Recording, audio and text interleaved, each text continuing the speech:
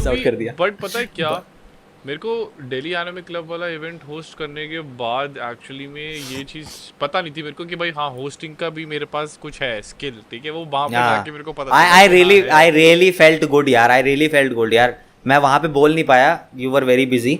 I was very fond of you कि भाई crazy stuff. मैंने खैर बोला था जब तूने हम सारे क्रिएटर्स को हाँ भेजा था ना, आई सेड कि mic over mic. Give it applause. हाँ, बिकॉज भाई मेरे को लगता है एंकर जो होता है ना वो एक धागा होता है जो पूरे इवेंट को संभाल के रखता है। अगर एंकर बेकार है ना तो वो टूट जाएगा धागा, सब भाई बिखर पता है जाएगा। बीच में इवेंट एक्चुअली टूट गया था, एक सेगमेंट कुछ लंबा खिंच गया था, किसी मैं बोलूंगा नहीं किसका था, बट वो हाँ खिंच गया था बहुत लंबा।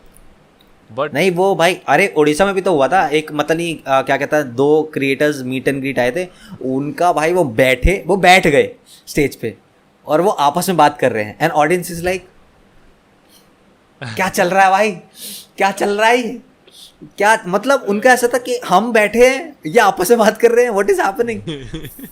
फिर मैंने पैनल किया और मेरे पैनल में, मैं सही बताऊं अपना एक्सपीरियंस, मेरे पैनल में मैं अकेला था कि मैं अकेला होस्ट कर रहा हूँ ऑडियंस के साथ। मैंने अपने पैनल में जबरदस्ती सारे क्रिएटर्स को बोला, मैंने आओ स्टेज पे सबके सब फटाफट, जबरदस्ती बोला मैंने आओ सब आओ, क्योंकि मुझे पता है कि ये लोग हैं जिनको लोगों देखने आए हैं, इनको बुलाना जरूरी है। फिर ऑडियंस रुक जाएगी, थम जाएगी। That's how you do it. तो एंकर का बिजनेस तो बहुत भाई it is very hard, but kudos to you भाई, ग्रेट जॉब। अरे भाई मैंने तो बहुत ट्रिकी वे में, मैंने पता क्या बोला, मैंने आई थिंक अमन को बोला था, मैंने कहा भाई ये ऑडियंस टूट रही है, अब या तो आप कुछ, मैं गेम करवा देता हूँ ऑन द स्पॉट बना के, कुछ आप जरा थोड़े से वो ले आइए, क्या बोलते हाँ हैं बट ये भी है भाई, मॉल का प्रॉब्लम भी है ना कि इट्स अ मॉल। हाँ वो मॉल में पीपल आर रोमिंग अराउंड, दे और वोंट 1000 सिट। लोग थे यार, 1000 हाँ थे दे total। Won't seat. हाँ तो इट इज़ वेरी, मेरे को सही में भाई it is very hard to actually audience को रोकना मॉल में, मॉल जैसी प्लेस में। ऑडिटोरियम का तो फिर भी पता है कि दरवाजे बंद कर दो कोई बाहर नहीं जाएगा। इनकी लाश भी जिंदा वापस नहीं जानी चाहिए।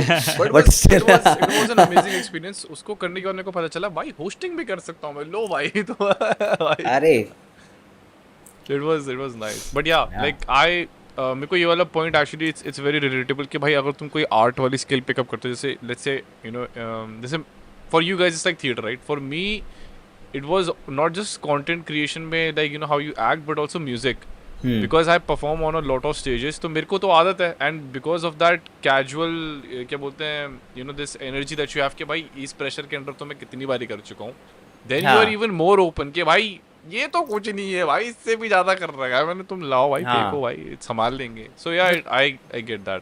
तुम दोनों की पर्सनालिटी काफ़ी अलग रही है।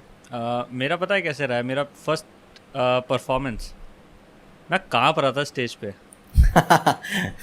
भाई मैं भी काँप रहा था, और मैं भी मुझे काँप रहा माइक, था। ये माइक है ना मुंह के सामने, इस माइक पे मेरा फोकस था, मैं ऑडियंस को देख भी नहीं रहा था। अच्छा बताया तो था लाइव स्ट्रीम पे मेरे को यार। वो सबके साथ हुआ है भाई, फर्स्ट टाइम जो चक्कर आते हैं ना माइक देख के। मैं ब्लैंक हो गया था और मैं जो रट के आया था मैंने बस किया और मैं निकल गया। भाई बट मैंने पता है क्यों किया, I specifically did things like these school से ही। स्कूल में थोड़ा थोड़ा असेंबली में इन्वॉल्व हुआ, अपने लेवल पे थोड़ा थोड़ा किया, ऐसा नहीं कि बहुत ऐसा एकदम से थिएटर में एक्ट कर लिया, थोड़ा थोड़ा किया।